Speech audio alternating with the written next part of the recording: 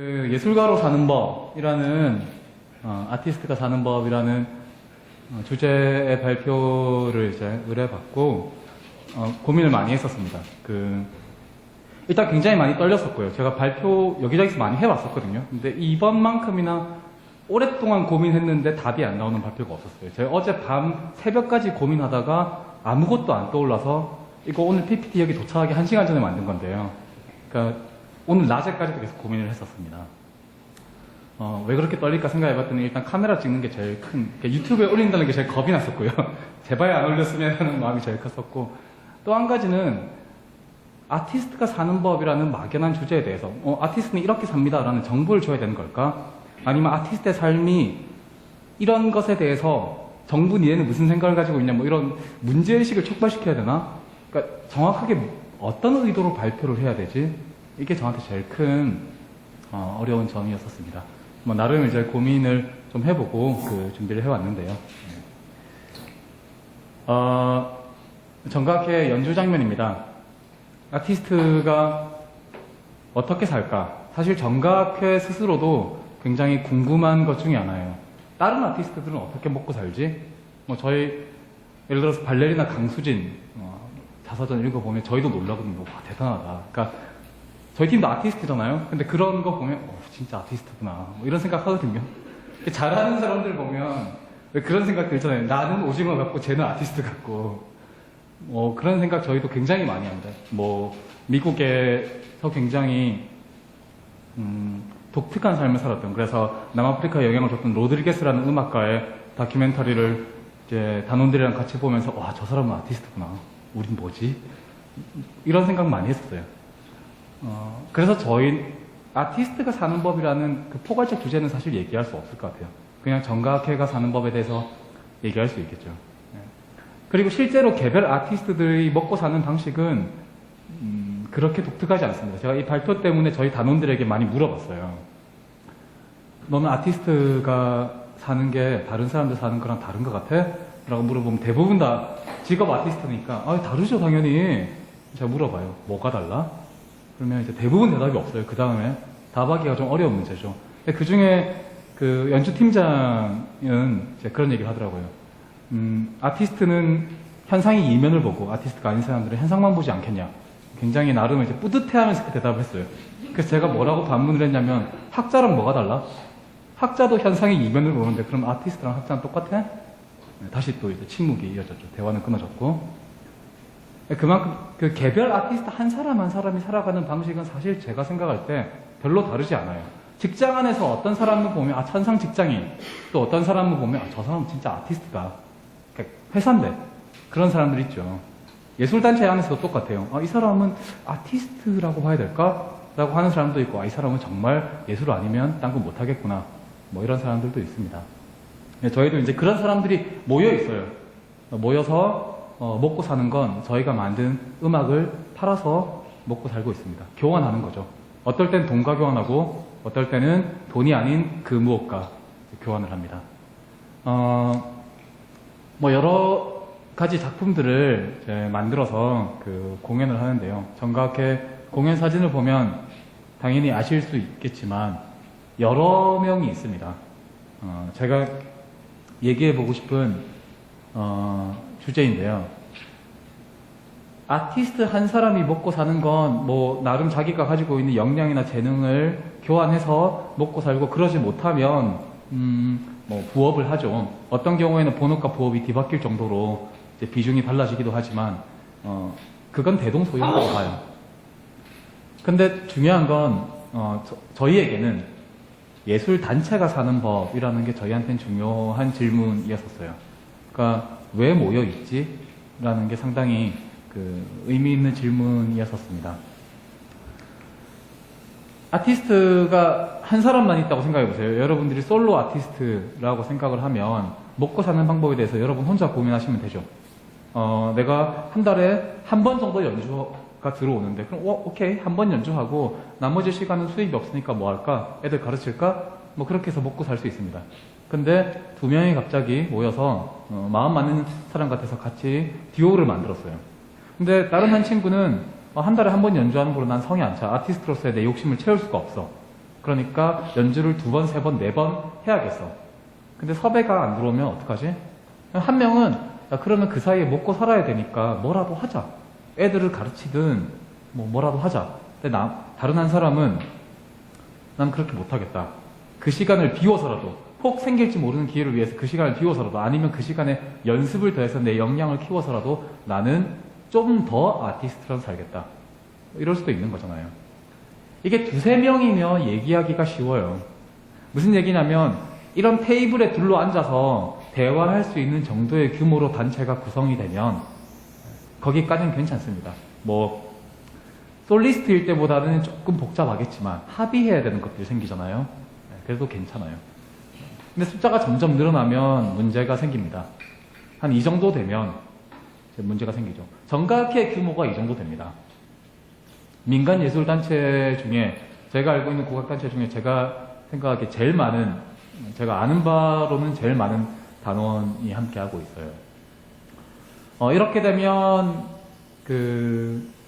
의사결정이 어려워지는 거를 넘어서는 좀 본질적 문제가 생기게 돼요. 어떤 문제가 생기냐면 수입이 사람이 느는 거에 비례해서 수입이 안 늘어요. 솔로 아티스트일 때는 나 한 사람을 초청하기 위해서 사람마다 개런티 다 다르겠죠. 어떤 사람은 연주하는데 한 회에 30만 원 받고 하기도 하고 어떤 사람은 100만 원 받기도 하고 어떤 사람은 500만 원 받기도 하겠죠. 근데 그건 솔로 아티스트니까 자기 마음대로 결정한다고 칠 수 있어요. 30명쯤 모여 있으면 그래서 한 무대에 한 15명 정도 올라가면 이렇게 해서 만들어지는 작품은 솔로 아티스트일 때처럼 그렇게 팔 수는 없겠죠. 파는 단위가 달라지는 거죠. 최소 단위가 몇백 혹은 1000단위 이렇게 작품의 가격이 올라가게 되는 거죠. 소위 하는 말로 예술을 이제 이렇게 비유하면 좀 그렇지만 그렇게 비싸지 않은 소매품일 때는 구매자들이 많이 있을 수 있죠. 개별적으로. 근데 그 덩어리가 굉장히 큰 그런 걸 경우에는 많이 사가는 사람들이 없죠. 시장이 확 줄어들어요. 사람은 늘었는데 그 숫자에 비례하는 만큼 이렇게 직선으로 혹은 직선보다 더 많이 이런 식으로 수입이 늘지 않습니다. 정각회가 한 달에 쓰는 돈이 대략 5천만 원 정도 됩니다. 이 단체를 운영하기 위해서. 어떤 사람들이 보기에는 예술단체가 한 달에 5천만 원을 써? 이러겠지만 이 정도 벤처라고 생각하면 5천만 원 정말 얼마 안 되는 돈일 거예요. 그냥 IT 벤처라고 생각한다면.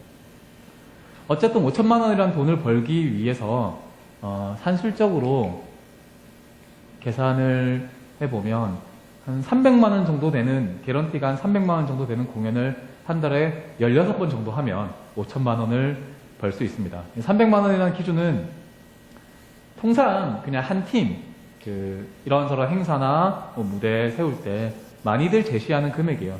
300이 되기도 하고 500이 되기도 하고 조금 더 큰 기획은 1000단위도 가지만 통상은 300 정도라고 잡아봤습니다. 16번의 공연을 한 달 동안 하려면 이렇게 초록색이 들어가 있는 날에 공연을 하면 됩니다. 나머지 날은 연습하면 되겠죠. 근데 하나의 공연을 하기 위해서 하루 연습하고 하루 공연하고 하루 연습하고 하루 공연하고 이렇게 하기 버겁거든요.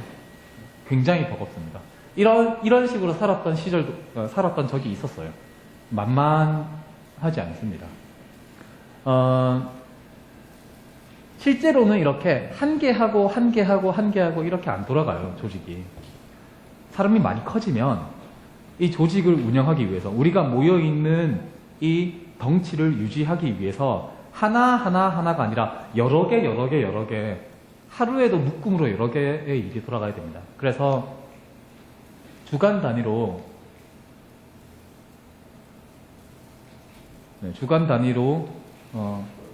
본다면 이렇게 하루에도 오전과 오후를 2시간 또는 1시간 반 단위로 나눠서 동시에 4~5개 프로젝트, 4~5개는 거의 아주 할 일이 없을 때 4~5개 정도의 프로젝트가 돌아가고요. 할 일이 좀 많을 때는 10개에서 한 15개 정도의 프로젝트가 돌아가요. 그러면 단원 한 명이 그 중에 2개, 3개, 많은 경우 5개, 6개 이렇게 프로젝트에 속해 있습니다.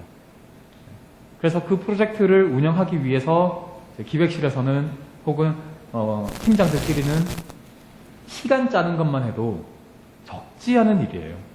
이제 소위 그 예술단체 안에서 관리직, 정가학회 안에서 관리직이 되면 자기의 예술보다 이 시간표 짜고 출퇴근 관리하고 단원들 휴가 관리하고 뭐 이런 게 훨씬 더 복잡하고 어려워집니다. 이 정도 되면 이제 회사죠. 사람들이 생각할 때 예술가 조직이라는 느낌과는 좀 달라요. 이렇게 되면 10시부터 11시 반까지 무슨 프로젝트 회의 있고 11시 반부터 점심시간 전까지 뭐 연습하자. 점심 먹고 나서 1시 반부터 3시까지는 뭐 프로젝트 1 연습하고 그 다음부터 프로젝트 2 연습하고 그 다음에는 어떤 뭐 예술교육 프로그램 회의하자. 이런 방식으로 쭉 돌아가다 보면 하루 이틀은 일이 늘어나면 재밌지만 점점점 가다 보면 이제 힘들어지게 되죠. 뭐 이런 느낌을 상상하고 이제 예술을 시작합니다. 자유롭죠.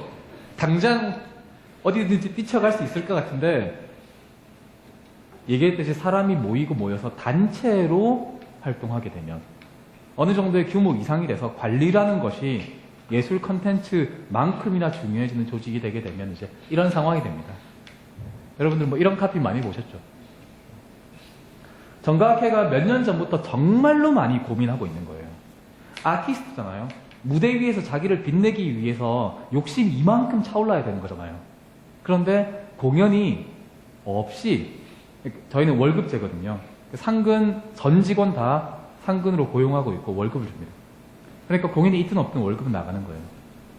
그러니까 어느 순간부터 무대 위에 서는 거에 설레임과 뜨거움보다 이렇게 격렬하게 아무것도 안 하고 있을 때 가장 행복한 상황이 되기도 합니다. 뭐 항상 이렇다는 건 아니고요. 단체로 모여 있는 거에 어려움만 이야기하기 위해서 이 얘기를 하는 건 아닙니다.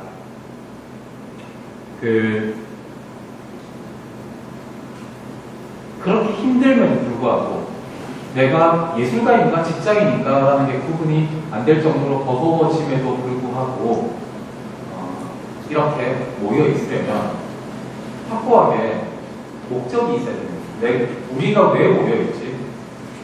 오늘도 여기 오기 전에 어떤 단원이랑 면담을 하고 왔었어요. 뭐 일하는 게 없다라는 얘기였었는데 그래서 제가 질문을 했어요. 솔로 아티스트가 아니라 팀 활동을 해야 되는 이유가 무엇인지 생각해봐요. 그리고 수많은 팀들이 있는데 그 중에 정가학회를 함께 해야 되는 이유가 무엇인지 생각해봐요. 거기에서 목적을 찾을 수 없다면 노합니다. 스스로 함께 할 수 있는 끈을 만들지 못한다라는 얘기였어요. 그러니까 단체로서 모여있는 데에는 확고부동하게 이유가 있어야 돼요. 왜냐하면 돈이 엄청나게 많이 벌어지는 직업이 아니니까. 아무리 더럽고 치사해도 노래방 가서 부장님 좋아하는 노래 30곡 외워서 불러야 되고 이런 삶을 살지 않아도 좋다. 근데 그런 삶을 사는 사람들은 돈을 이제 좀 많이 버는 편이잖아요. 대신 나는 뭐 다른 걸 먹겠어 라고 하는 목적이 있을 텐데 그 목적이 서로 맞아 떨어져야 되는 거거든요. 구성원 전체가. 그게 이제 단체를 운영하는 건데 묘미이자 행정이 아니죠. 특히 한국에서 국가권의 예술단체가 사는 법은 또 그냥 예술단체가 사는 법과는 좀 다른 다이나믹이 있습니다. 저는 국가권의 예술단체가 사는 법이라는 걸 이제 정가학회가 사는 법으로 얘기를 좀 해보겠습니다. 시간이 많지 않지만 정가학회, 제가 사랑하는 그 정가학회 가운데입니다. 저희가 작년 초였던가 1월달이었던가 한번 다 같이 모여서 이런 질문을 드렸어요. 내일부터 이 세상에 국악이 영원히 사라진다. 전부 전공자들이 모여있잖아요. 이 질문을 던졌을 때 대답 이렇게 지구가 망한다 이런 대답이 한 번도 없어요. 별일 있을까? 그러니까 자기가 속해 있는 예술 장르 영역인데 이 영역이 사라진다고 해서 세상이 망하지 않는다라고 굉장히 서글프게 얘기할 수밖에 없는 게 대한민국에서 국악이 처해 있는 현실이에요. 사람들이 크게 관심 없거든요.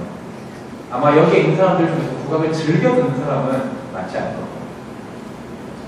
국악이라는 장르를 하면서 헤쳐나가야 되는 건 단순히 예술이라는 장르를 하면서 헤쳐나가야 되는 것 이상으로 좀 복잡합니다.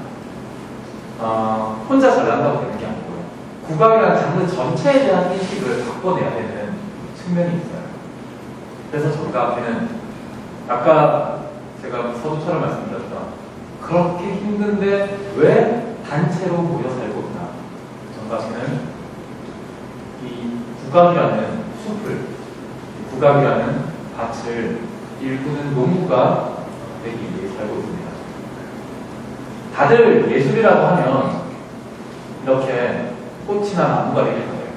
스스로 홀로 서 있는 멋있는 열매나 꽃이나 나무가 되길 원합니다. 근데 사실 생태계라는 건 꽃과 나무만으로 존재하지 않죠. 땅도 있어야 되고 미생물도 있어야 되고 바람이나 태양도 있어야 됩니다. 그리고 무엇보다도 그런 걸 가꾸고 살아가는 농부가 있어요.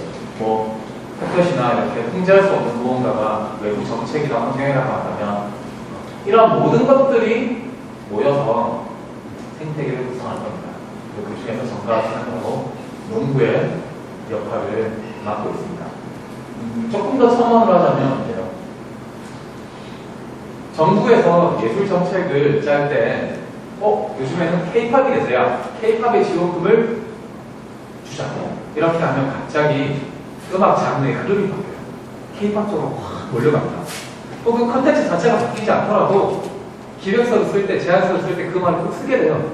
K-팝, 뉴 K-팝, 새로운 K-팝, K-팝의 최전선, 뭐 이런 얘기를 하게 되죠. 국악도 마찬가지예요. 지원금이 떨어지는 영역, 돈이 몰리는 영역, 그리고 사람들이, 돈을 가지고 있는 사람들이 조금 더 좋아하는 단어와 스타일에 몰려갈 수밖에 없어요. 이렇게 되면 어떤 일이 생기느냐. 그 돈을 쥐고 있는 사람이 아주 대단히 좋은 시각을 가지고 있고 아주 깊은 안목을 가지고 있어서 예술이 성장하기 위해서 지원금을 어떻게 배분해야겠다라는 걸 완벽하게 만들어낼 수 있으면 모르겠는데 대개의 경우 취향에 의해서 좌우되죠. 고위공직자나 정부 관료들 혹은 기업인들의 취향에 의해서 좌우되는 거예요. 그러면 예술 생태계에 어떤 일이 일어나냐면 다양성이 훼손이 됩니다. 정부 지원금이 집중되는 영역의 장르, 그런 스타일의 예술 작품들이 존재하지 말아야 된다는 게 아니에요. 그런 작품이 존재할 수 있죠. 하지만 그런 작품만 존재한다면 문제가 되겠죠. 그래서 이런 지원금을 지급할 때 많이들 이제 하게 되는 얘기가 요즘에 이런 장르가 잘 나가라고 얘기를 하잖아요. 저희는 어떤 질문을 했냐면 어떤 환경에서도 살아나갈 수 있는 튼튼한 씨앗이 중요한 건 사실인데 사실 땅이 굉장히 기름지면 조금 튼튼하지 않은 씨앗이라도 살 수 있지 않을까?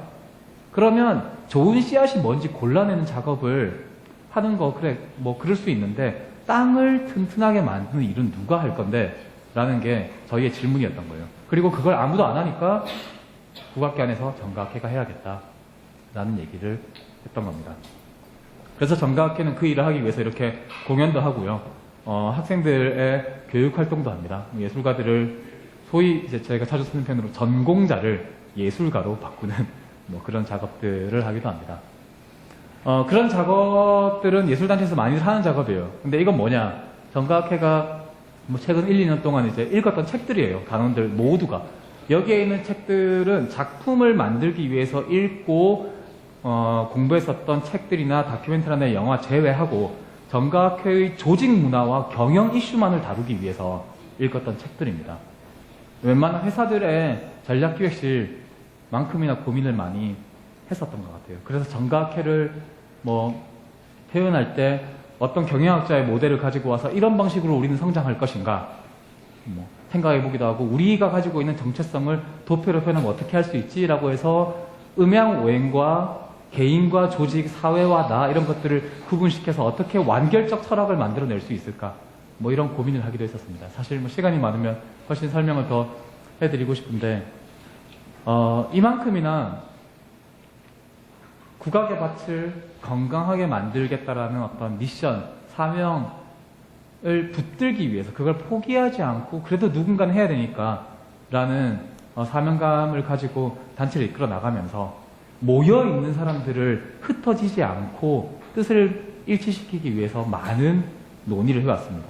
저희가 하는 제일 큰 일이 제가 생각할 때는 토론이라고 생각해요. 예술단체임에도 불구하고 생각을 같이 하는 것, 이것이 저희의 가장 주요 업무라고 할 수 있습니다. 오늘 오전에는 이제 이런 조직 문화에 대한 설명을 했던 뭐 어떤 이제 학자의 도표를 가지고 또 우리 조직은 여기서 어디에 있을까, 어떻게 지향해야 될까, 무엇을 해결해야 될까, 이런 얘기들을 나누기로 했습니다. 이 얘기만 하고 마치도록 할게요. 장지오노라는 소설가입니다. 나무를 심은 사람이라는 그 소설책을 썼었어요. 그 굉장히 유명한 책이고 많은 나라에 번역이 됐습니다. 2차 대전 이전에 그 어떤 황무지, 남프랑스 지역의 황무지 땅에 어떤 한 그 늙은이가 나무, 그 땅에 황무지에 씨앗을 한 개씩 심기 시작했어요. 막대기 가지고 다니면서 이렇게 땅 파서 씨앗 한 개 심고 또 몇 발짝 가서 또 씨앗 한 개 심고 황무지였어요. 그거를 하루 이틀도 아니고 몇 년도 아니고 40년 동안 그 일을 했었습니다. 그리고 당연히 거기에는 한 개인이 만들었다라고 볼 수 없는, 자연적으로 그렇게 형성됐다라고밖에 볼 수 없을 정도의 거대한 숲이 만들어졌습니다. 정가학회가 꿈꾸는 바가 사실 이런 건 거예요. 지금 정가학회는 하나의 예술단체이지만, 그리고 그 안에 있는 사람들은 한 명의 예술가이지만, 우리가 하고 있는 활동이 진짜로 국악의 밭을 건강하게 일구는, 땅을 바꾸는 일이 돼서 나중에는 숲이 만들어졌으면 하는 게 정가학회 일입니다. 네. 제가 너무 시간을 많이 먹는 것 같아서 이상으로 마치도록 하겠습니다.